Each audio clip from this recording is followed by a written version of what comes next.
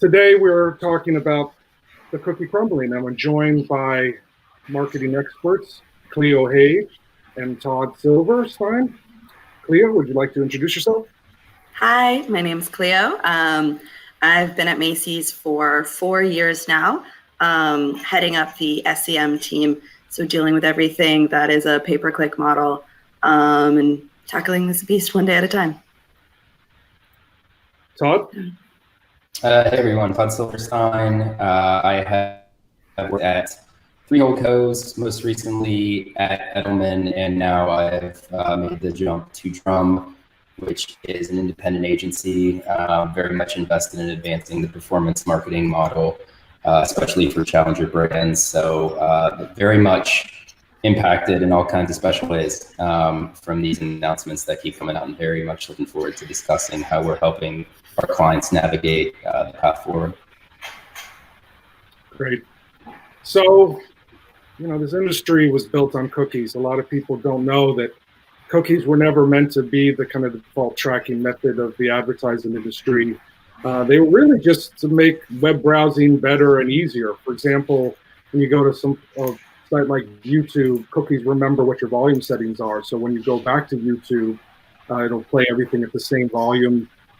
Same thing when you go to a site, you log in, and then when you come back, you're already logged in. That's cookies in the background, making your web experience better. And over the years, advertisers found ways to include things in the cookies to help protract targeting. And over the last 10 years or so, consumer data privacy regulations and policies have started to limit the ability for cookies to track and target consumers. And in the past couple years specifically, Apple, Firefox, and now Chrome have announced closing third-party and limiting third-party cookies and what they can do for tracking consumers. So this is going to make what we do a lot harder, from targeting to measurement to optimization. And marketing is pretty hard these days as it is, and set to become a little harder as the cookie crumbles. So for our experts today, we're going to talk through how some of the cookie developments could be shaping advertising, how they could be impacting what you do, and hopefully we'll get a few ways to move forward and answering some of your questions. So I'm going to start with Cleo. Now that the dust has settled a little bit from the January announcement that Google put out, where they're limiting third-party cookies in Chrome, which was pretty significant. Chrome represents about 64% of browser activity around the world. So it's really kind of closing the door on what third-party cookies can do. What was your initial reaction to that announcement, and kind of how do you feel about it now? I mean, as a personal consumer, I think what they're doing is, in the right direction. Privacy is really important these days. And, you have a lot of consumers who are worried and scared about, who's following them and what they're seeing. So, we might have a little bit more trust from consumers as advertisers as well. But at the same time, it is difficult as an ad on the advertising side. And it's something we already, went through with Safari, with ITP, which is just getting more strict, especially, after they've changed the 24 hours. But there's a lot to be learned from other industries, like medical industries have been working through this for a while now. They have so many limitations and restrictions on what they can and cannot retarget. So, I think that's where our lessons are going to come from, is from those folks. We're just going to have to get more innovative. We're going to have to rely more on our first party audience segmentation and data there. So there's a huge weight to be put and collaborating with, internally with your CRM teams to be able to leverage that. We're going to have to start hacking through this. I mean, it's kind of a old tale, right? Like, something has always come up. We all remember mobile get-in. We were all freaking out. How are we going to deal with this? And now it's, something of the past. So it's just another thing to get creative about, to hack. That's what we do as marketers. We always hack it. We figure something out. We work our way around it. We're going to have to rely on new tools. So it's, it's a little fun adventure in my personal opinion, but it is scary. But very positive outlook. I like that. We'll just figure a way through. Todd, what do you think? You have a lot of clients in this space. What's your feelings on this? I like fun adventure, so I'm going to keep that tone of levity there. So I would say first thought was good for Google. Quite frankly, I mean, it's a brilliant move on their part. It somewhat degrades what they're able to offer advertisers in terms of tracking and targeting, but it cripples a lot of ad tech that was relying upon their browsers. So you're going to see an increasing emergence of, what you want to call it, the duopoly or the triopoly. I think that just furthers that strength, furthers that foothold that they have within the marketplace. Of course, that's not benefiting me in any tangible way. So, how was my reaction to that? Number one, I've been extremely outspoken about the fallacy of retargeting. Since probably for the past decade, it seemed to be a bit of a numbers game. The tracking was or was not accurate in terms of how the pixels were deployed from some of the largest providers. What it really came down to is advertisers felt good about their investment within retargeting because they saw the ROI behind it, but there was always that subtext, that question behind it. Is this truly as valuable as you think it is? And I think once we start to strip away some of the mechanisms that were being used to, quite frankly, inflate what we were seeing as success metrics behind that particular tactic, it's going to make, just to Cleo's point, it's going to make marketers work harder. It's going to make them, in the end, it's going to make marketing programs more efficient.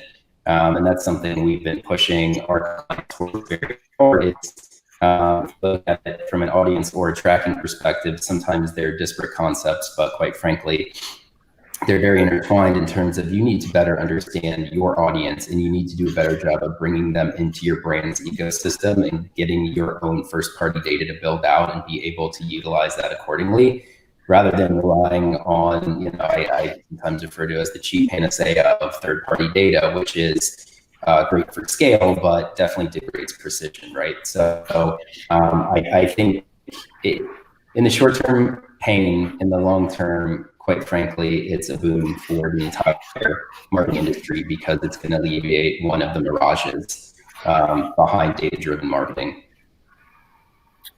I like how you both are thinking. Cleo, you're just like have a can-do attitude, and Todd, you feel like it's going to bring actually better marketing and better practices. So that's fantastic.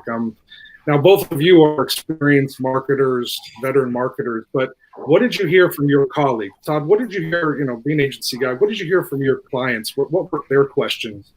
I mean, you can almost break it down by channel, right? And I think we could have a long and hearty discussion on specific applications across search, social, and programmatic, but really, most of the concern came around, I'm tracking my display or my OTT buys more of on a view-through basis, right? And I'm trying to understand the incrementality of those investments. If I cannot understand cross-channel and cross-device as I begin to track the efficacy of my efforts, is this going to not allow me to invest as much in those channels when, that's kind of chicken before the egg in terms of what you should be understanding, again, is how your audience is consuming media.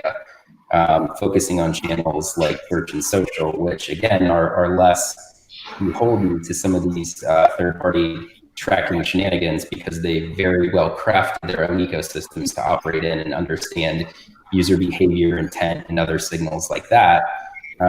So look, I mean, no one's run for the hills yet. Again, we're pretty down the line in terms of, I believe, part of our job as an agency partner is not just to be a vendor and an executional arm, but rather provide strategic acumen and guidance. And we have not a single client that, believes in the fallacy of what I would call current day third-party based multi-touch attribution or other means of tracking that, again, seem to give credit where credit should or shouldn't be due in most instances. So it hasn't been much of a change in the weather there. What I will say from a colleague standpoint is that, it's been really impressive to me seeing, obviously not just Penshu, but all kinds of technology providers we work with be very upfront and be very proactive in terms of how they're addressing this. No one has a definitive answer, right, in terms of how this is going to play out, but everyone is taking necessary steps making sure there's a roadmap in place to be able to gauge the impact of this as we go along, rather than saying they have the silver bullet answer.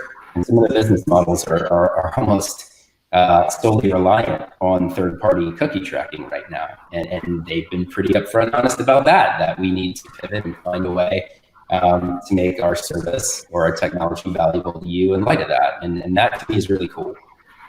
Something that could just be seen as a total death knell for some in the industry or some types of investments has actually been something, at least, in the limited purview I have, something a lot of marketers have rallied around and worked very collaboratively to try to find the right solution for it. Right, and the pain hasn't really hit us just yet. The announcement of the pain coming, so we'll have to see how that kind of shakes out. What about you, Cleo? You work at Macy's, and I'm sure, being the SCM leader there, a lot of people asking what your thoughts would be on this. What kind of questions have you been getting from your stakeholders and other people you work with? Yeah, so I'm pretty fortunate as a in-house team, I get to be the one to actually deliver the news. A lot of people are, we're such a large organization. Everyone's focused on, getting their part of the business, and we create a lot of trust in every person to lead their part of the business. As my CMO once pointed out, I don't know why I didn't realize this, is that myself and our SEO lead, we're the eyes and ears of the company in the digital world. So it's been our job to kind of go internally and make everyone aware of what's going on, and then give them our, hopefully genius plan as to how to solve all of this. Okay. But, there's been, people are usually reciprocate of this type of information. I mean, there's a level of understanding, right? Like, everyone has experienced the difficulty in dealing with multi-touch attribution. That's just another thing where, we're so limited, and, everybody just acknowledges that there is going to be a need to take things with a, grain of salt. So I think as long as we're able to communicate what the problem is, we understand it. I think no one's expecting a plan right now, which, feel good about, but we're going to have to get there. And, as a program, we actually currently do have a decent amount of non-remarketing traffic, actually more than half, which is really reassuring that we can rely on that. And so we don't weigh very heavily on our remarketing audiences, which is very nice. That tends to be smaller because we're trying to grow. So I think it's just like a strategy shift of, hey, we've been trying to do more acquisition. We've been trying to get, under 40 customers. Maybe this is the time where we focus on that. We change our goals. So there's a lot of openness to those types of conversations where it doesn't necessarily have to be that, hey, we have to stick to exactly what we were doing. Maybe this is an opportunity, right? Like, every disparity can be an opportunity. So that's what we're hoping for right now. And luckily the questions haven't been too badgering, and there've been open ears. And people are just curious and want to understand. And, we went through ITP, and I don't think anyone really felt it too hard. So that feels reassuring, but, we'll tackle this, and at least it's a 2-year trickle. So we have a little bit of time to kind of figure it out. And as marketers, right, like what we're doing right now, we're all going to have to learn from each other.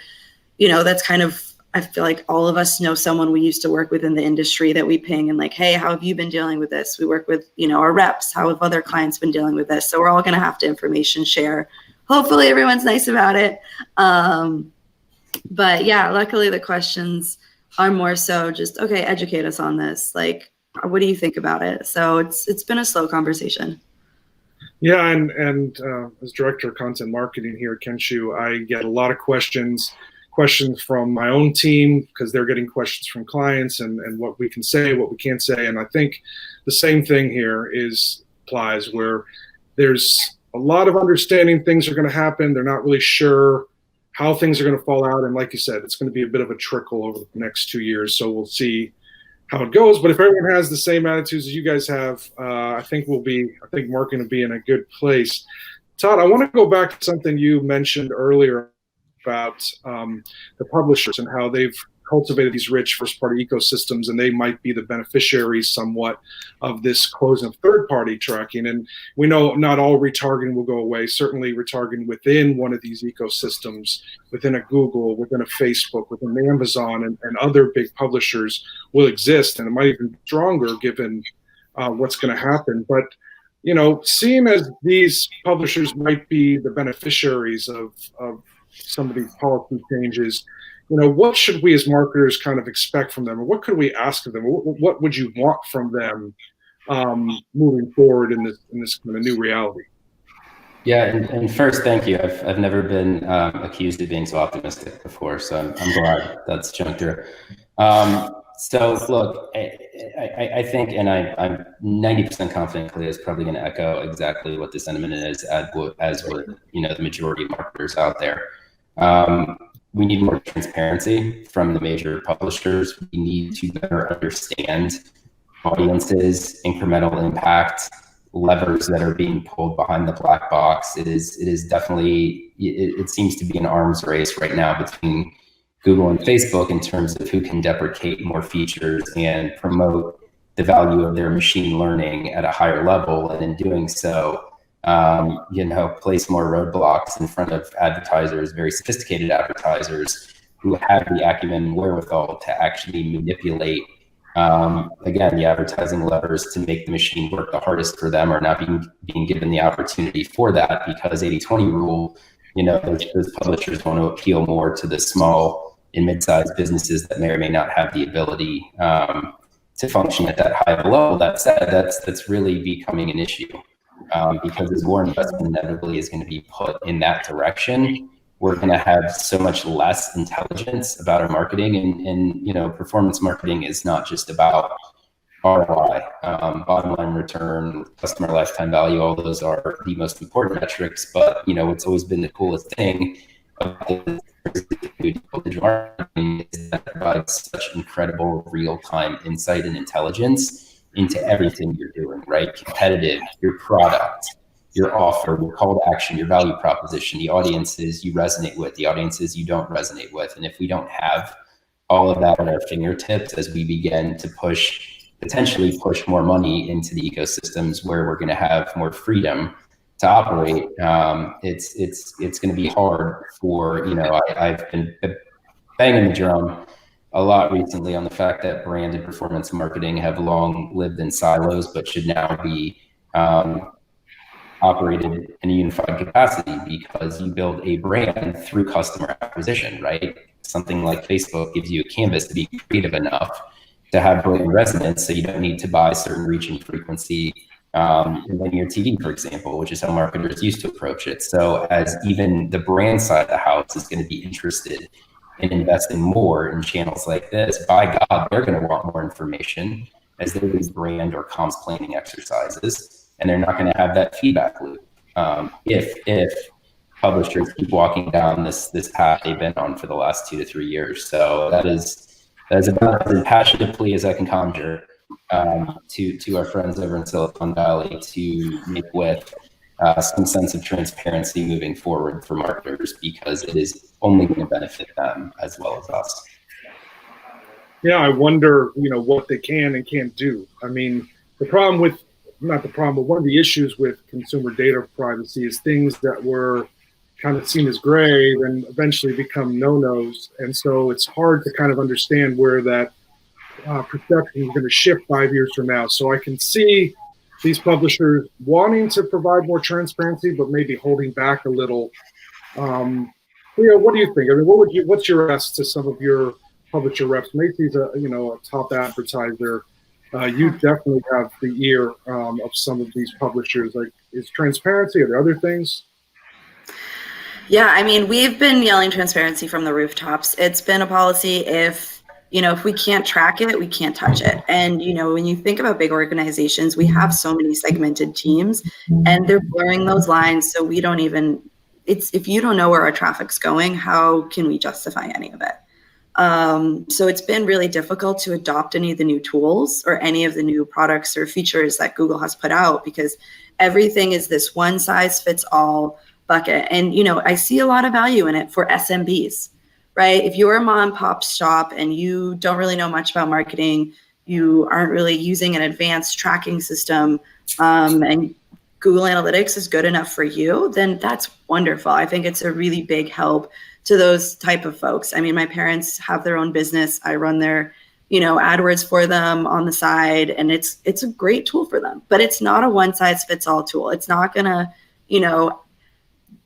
this is not the sisterhood of the traveling pants, right? Like, there needs to be a solution where I joke as if, how there was like Google Express. I feel like they need to make Google Advanced, because a lot of the tools that we've heard is that they're bumpers, right? They're safety bumpers. Like when they took accelerated bidding from us, we were all, what the heck is going on? We actually use this. And the answer we would get is that, too many people weren't using it the right way. So they're really, treating advanced marketers like us the same as, the guy down the street that owns a flower shop that's trying to get folks into his stores. And it's not helping us, right? It's not allowing us to do the type of testing that we want. It's not allowing us to reach the audiences that we want. You're really, Jesus take the wheel on all of this. So many black box solutions, trust the algorithm. And it's ironic because all the feedback is essentially rewinding them to where they were before as they release these, AI tools. All the feedback, all the asks are, well, we need more levers on this. We need more controls on this. So they add to ROAS, and then they give you conversion value options, which is just essentially bid modifiers for the AI. So it's like, well, I think that eventually they're going to get enough feedback that it's just going to take them back to where we were before. And we're in a very similar situation, but with different tools. Because we've been very loud and clear about that feedback. Anytime, I've heard other, advertisers, or there's been roundtables, everyone seems to have very similar feedback. And I think that Google is finally feeling the heat from Amazon. This year was a huge proof of that. A lot of advertisers are diversifying their dollars, they're shifting their dollars, and even the consumer, the first touch point, especially in retail, is no longer Google anymore. They're going to Amazon. So I think Google is going to eventually be in a bind where they have to start listening to their marketers a little bit more closely than they had in the previous years, because you're seeing search volume on desktop starting to decline. The only growth that Google is really seeing in some of their verticals from the consumer is mobile, and desktop is just going down, especially in retail. So they're going to have to create some solutions that, obviously appease to the consumer, but also, allow marketers to be a little bit more advanced, because the black box isn't going to work. It just isn't going to work for us. And this is a symbiotic relationship, and I think we all need to remember that. I am not a fan of the whole black box, as you can obviously tell, but that even for us, Kenshu here, we've built like this smart tag that tracks changes in automated bidding, kind of to let you, the marketer, know like what's happening, what is this black box seeing, and how can you maybe benefit from that intelligence by tracking it. So there's all sorts of things that people are trying to get more purview into there. And for the LinkedIn audience and all you marketers out there watching this and listening to this right now, I'd like you all to now debate Google Advanced and how many features we could open into that particular avenue. I think that's a cool idea. I mean, I'm a geek when it comes to technology. I regularly go through all the features of Excel and try to figure out what are the things I don't know. So I could totally see myself getting lost in that hole. And Todd, to your point, the 80-20 rule, you're right. I mean, we know there are millions and millions of small business accounts, less than $2,000, spending less than $2,000 a month. And these guardrails, as you put it, are for them. But for marketers like you two and the clients that you have, Todd, I can imagine like getting their hands back to some of those features would be very valuable. And hopefully, the Googles of the world know that marketers like you can actually utilize those features and run them well. I'm going to go back to something we talked about, measurement, because obviously with cookies, yes, they're targeting, but one of the biggest things and still a pain point for marketers ever since I've been in marketing has been measurement. I saw a study from 2018. It was the same study of a survey of marketers from 2017. They asked marketers to rank how good they were at measurement. And in 2017, 13% of marketers said they were excellent at measurement. In 2018, only 7% of marketers ranked themselves as excellent. So it's kind of like within 1 year, half of those marketers that thought they were doing this really well figured that they probably weren't. So as hard as marketing has been, and the marketing measurement has been, Cleo, how hard is it going to get? And what are some of the things you can do as a marketer moving forward to measure your programs and optimize them without the cookie tracking that we've had before? I think it's funny that you say like the rates have dropped. It kind of reminds me of whenever we do interviews, we ask people on a scale of 1 to 10, how good are you at Excel? And anyone who gives themselves a really high ranking tends to be worse than anyone who gives themselves a low ranking, because the people who give themselves a high ranking don't understand how many options and how many features there are in Excel. So they're like, oh, I know how to do these things. Like, I know Excel. But then someone who gives themselves like a 4 is like, they know how many features are available that they give themselves a low ranking. So I think that's the same type of mentality that we're seeing is, as we've gone through the years, people are starting to realize, holy moly, there are so many ways that we can be tracking things. Like people are becoming more aware of multi-touch attribution and how that works and all the features out there that you have available. So I think it's a matter of seeing that technology has really advanced and people are becoming more aware of what is available out there. But also the fact that, a lot of tools have been taken away from us with things like third-party cookie deprecation and, the limitations and a lot of consumers being more advanced and, blocking ads and, clearing caches, like very simple stuff. Like the consumer is more educated these days. So it's going to be more difficult, but I think as long as we're able to educate and be on the same page, it's one of those things, like if we're all on the same playing field, then it can work out. I don't know. I think it's something that we haven't figured out yet. Tracking is huge for us at Macy's, and it's really difficult to get anything done because sometimes there's cool new products that we want to try out, but we pretty much just scrape because we can't track it. So, if we change that mentality, I don't know if we will, and I don't know how that would work out at the moment. But there are so many avenues to go down right now that it's really about diversifying and finding out what works for you. So that's a big kind of initiative we've gone down, is diversifying the channels that we live in and taking what's available. And I think it's about resetting your own expectations, resetting the expectations of people around you. Like, we've been able to do this up until now, but these are the changes that's going to happen. And then you add on the fact that it's going to be trickling out these changes.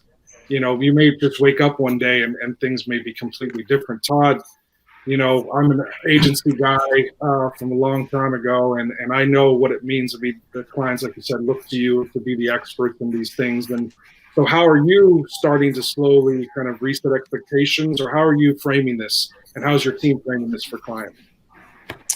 Yeah, so I would say first things first, and I will inadvertently give Kenshu another very big piece of kudos here.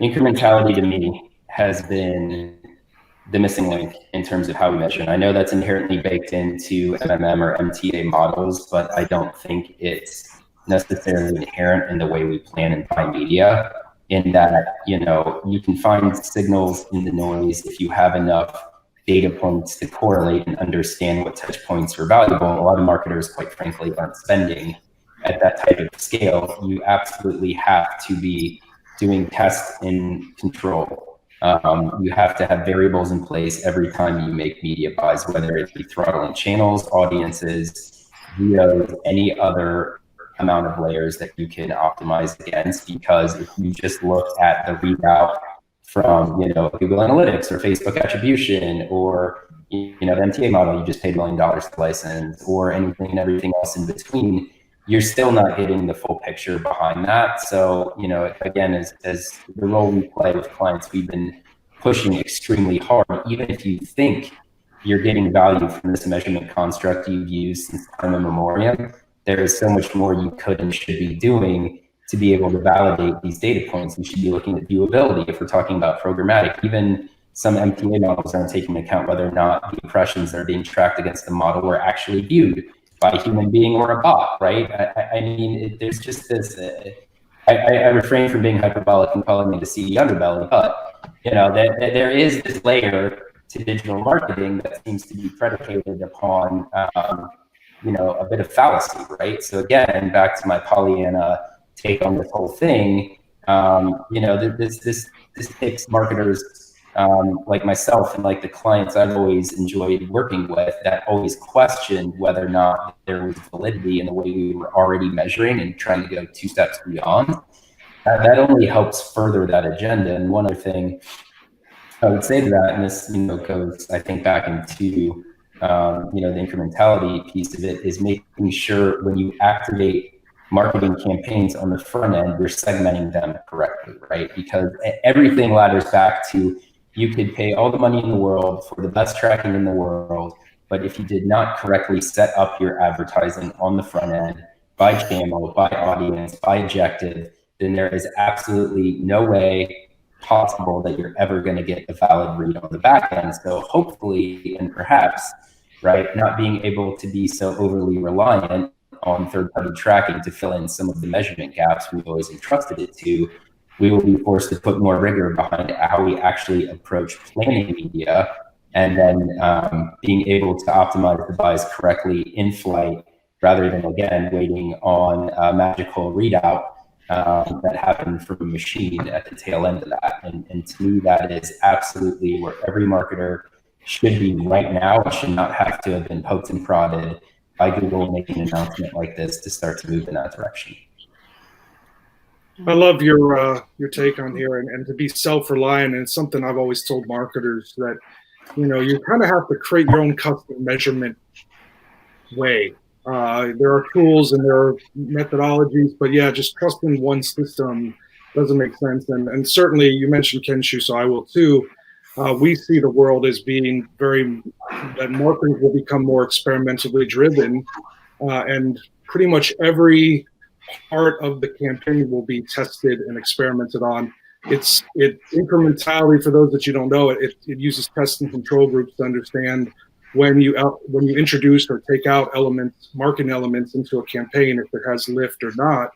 That doesn't require cookies. And in a cookieless world, when we're looking for some sort of guiding light and true north, certainly something like incrementality is a good way to go. And there are vendors like Kenshu that are offering solutions to help speed up these incrementality tests and build a real incrementality testing practice at your marketing organization.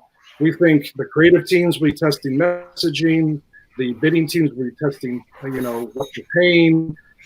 Every part of the marketing organization is probably going to be running tests from here on in the next era. Speaking about search, I mean, the three of us are all search people. I got to ask, how does, specifically, how does these changes in the cookie and the limiting of tracking and measurement, how does that impact search and what you do? So I'm going to go right to you. This is what you do every day, Cleo. So please, Don, tell us how you're thinking about how it's impacting search. How's it impacting search? I mean, that's a loaded question, right? What part about it? Yeah. Is it going to grow? I mean, I really heavily believe with a 2-year trickle, like we're just going to have to test into it. Like, I think to your point exactly about testing, we did that every era of like massive changes like that. We're hitting a double-edged sword, because not only are we getting these changes from Google, the consumer is changing their behavior very rapidly. Competitors are changing their behaviors, especially someone like an Amazon who has the power to make a difference in this field, is all changing. So, and we also, I'll throw another thing to Kenshu, is we rely really heavily on Kenshu to help us through some of this and give us the tools to be able to test and also just change our initiatives, right? So it's not, to Todd's point, talking to clients, and you kind of have to reset expectations. So search over time has always changed in terms of what your goal is.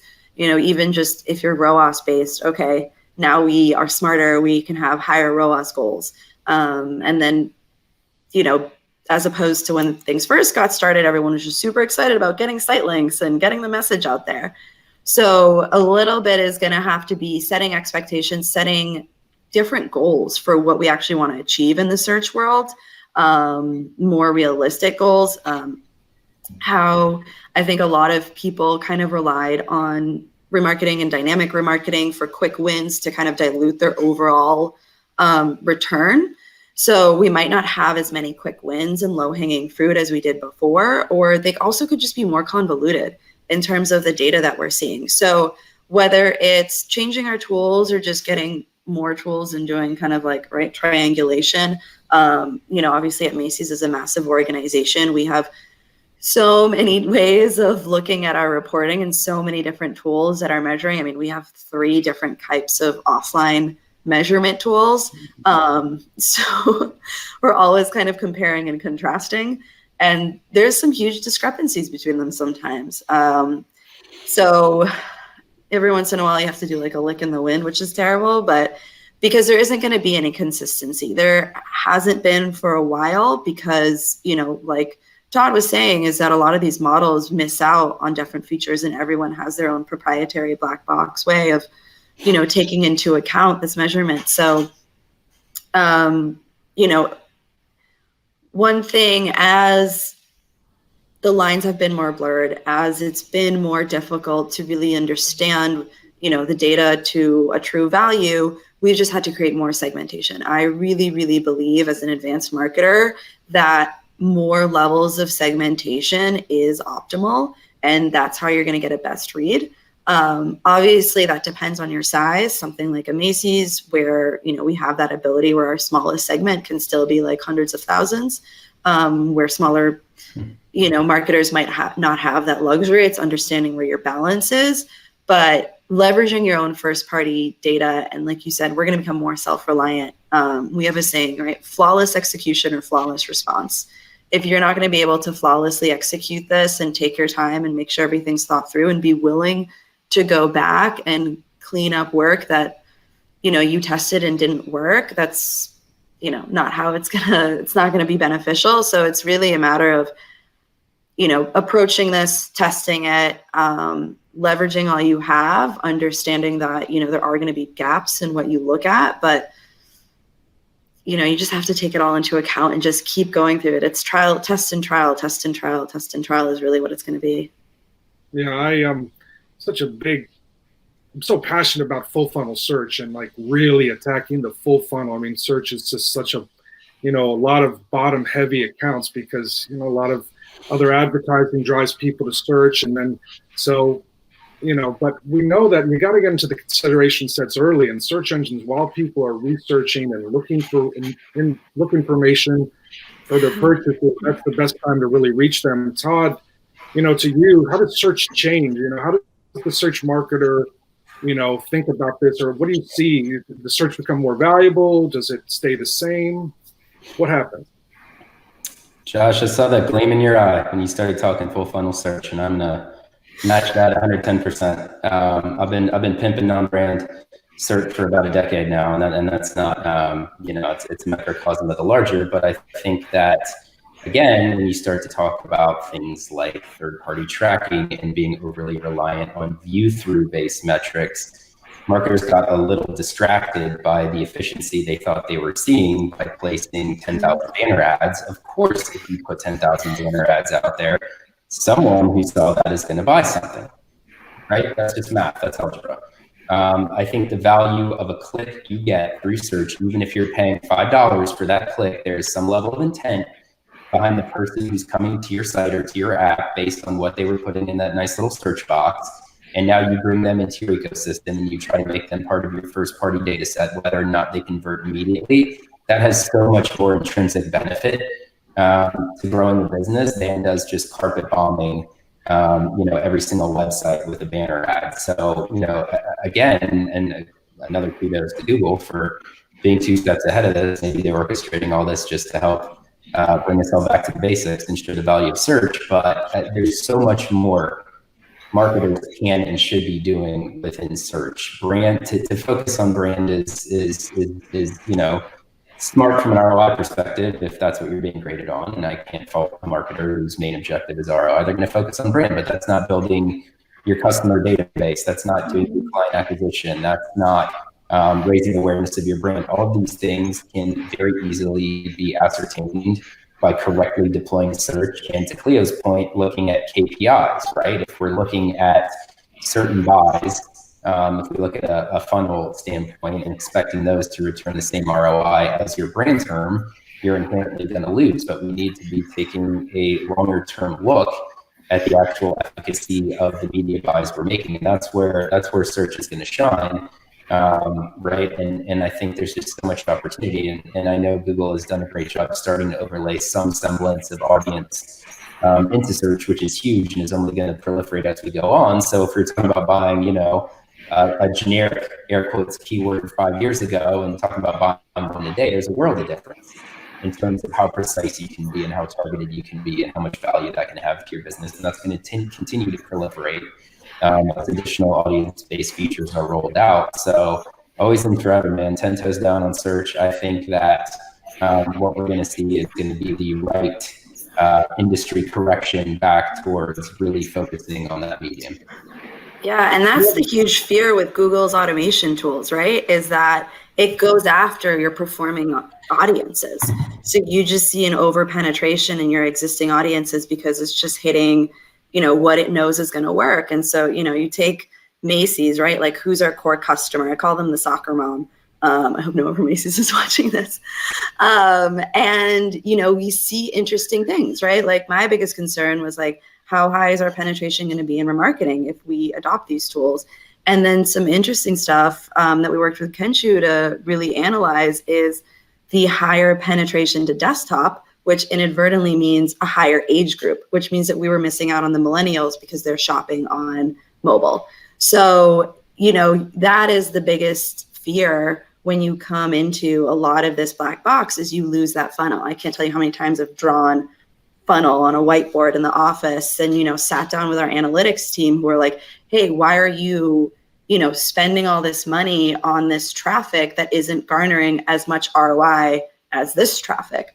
Right? Like, having to internally kind of educate and break out, okay, brand, we need to look at this differently. No, we cannot scale that the same way we can scale these numbers. You cannot combine these numbers and just, expect that holistic. So, that is the fear with all of these black box tools and losing this tracking is we lose the funnel. And that's the scariest part.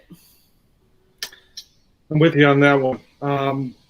And I'm just still kind of chewing on this idea that to use search to grow your first party ecosystem, like, that's the tactic. Like, forget traffic, forget conversions, like literally these giant investments, billions of dollars being spent on, third party audiences potentially, and then saying, okay, well, let's reallocate those dollars to things like social, things like search, where you can apply the native targeting to kind of understand that audience. So if you're sending them to a specific page, you do understand this is a way for you to use the publisher tracking and the publisher targeting, I should say, in a way, because if you target a certain audience on social or certain on search, send them to a certain page, you kind of know a little bit about them that you didn't know before specifically because of the way that you're targeting them across search, social, and of course, Amazon and e-com. So I love the idea to double down on these channels to build out your own rich ecosystem. That should definitely be a strategy. And when it comes to brand building, Cleo, it's, a lot of marketers are really just, running platforms and running budgets and to really understand how to build brands and invest in the top so the bottom funnel grows and all those things. That's difficult to explain. And then if you don't have the tracking to back it up, it's even harder for other people that don't do this every day and haven't done it for the amount of time that you guys have done it to really understand what that does. So I can see how the limitation in cookie tracking is going to have a lot of repercussions outside of just the day-to-day where the rubber meets the road. it's going to be hard to prove out some of these concepts that marketers like you and Todd, Cleo, know to be absolutely true. Quick question, then we'll get to our final one, but coming from the crowd, we can just make this quick. Maria asked, what is the impact on the programmatic? So what's going to be the impact of some of this cookie limitations on the programmatic industry? Cleo or Todd, any of you guys want to tackle this one? Sure. Todd, take it. Yeah. I got me some thoughts. I think there's going to be a beautiful, elegant trimming of the fat in terms of programmatic. I think that, again, this over-reliance on the numbers game that is retargeting is going to be abruptly brought closer to reality. And I very much, and I don't want to sound disparaging in any capacity because I'm an equal opportunity lover of all mediums in which we can reach consumers. I think if programmatic is used correctly for net new acquisition, to build awareness, to reach audiences where they are, to serve them more enriching content than a banner ad. Again, if we're talking, video, OLV, or sundry other mechanisms there, I think that as we begin to revisit, let's say 7 or 8 years ago, how we thought about that type of buy and what value it had within the larger ecosystem of marketing investments you're making, it starts to return its value. But there's been this race to try to validate the existence of programmatic by looking at ROI on a retargeting basis, which is quite frankly cheapened, the entire industry. And once that gets removed, I feel that we're going to find ways to make buys really much more effective. And again, there is value in every buy you can make. It all comes down to what's your objective, what's your audience, and how are you assessing the value, of what you're putting forth. And for brand building, programmatic can be bar none. But it just all depends on looking at it correctly, having the right KPIs, and not continuing to think that these numbers marketers have been getting for the last 10 years showing, 10 to 1, 20 to 1 ROI on every targeting display program are even remotely accurate. Right on. So we've kept you guys pretty long here. Thank you. Thank both of you. We got one last one. Let you think about it for a moment. Based on everything we've said, what is one other piece of advice? There's marketers that are watching right now, listening right now. There's of course a lot going on in the world. And they're hearing marketing is going to get even tougher, from where it is today, let alone where it was a year ago, 2 years ago.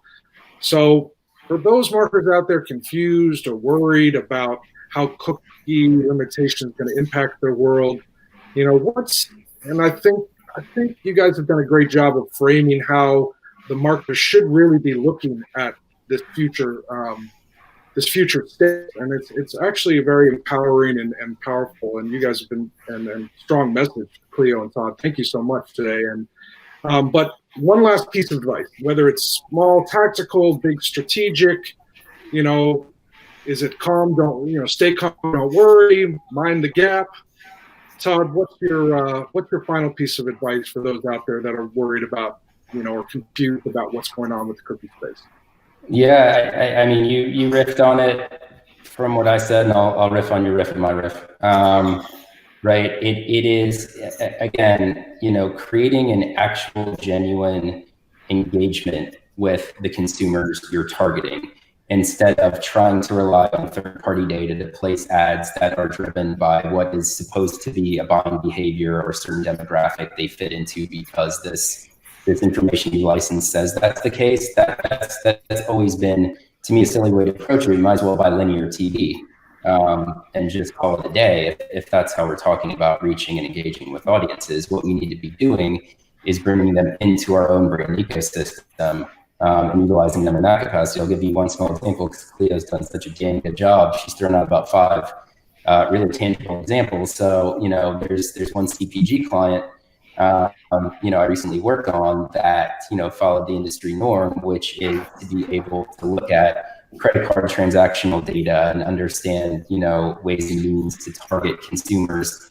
out programmatically in the ecosystem and just get in front of them as often as we can. Because by God, if we're in front of them enough when they're in that aisle, right, they're going to remember we exist and maybe consider a purchase. Instead of that, we scrapped all of that, invested extremely heavily in search and social, brought them to the site, provided them an entertainment utility, a reason to join, become part of our first data ecosystem, so that we could actually engage with them and then follow that through to the point of purchase. And the year-over-year lift was about $300 million in terms of revenue, which, on a $5 million marketing budget was pretty astronomical.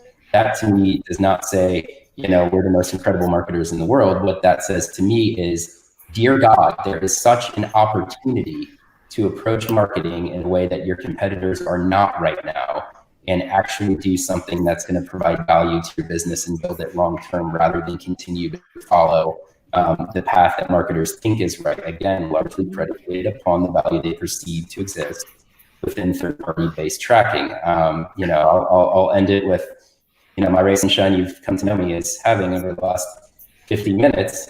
This is our moment in time. This is our chance to actually focus on doing what is right for the brand, to actually engage with consumers. By God, talk about a moment in time right now when consumers need some engagement, right? Media consumption's up 60%.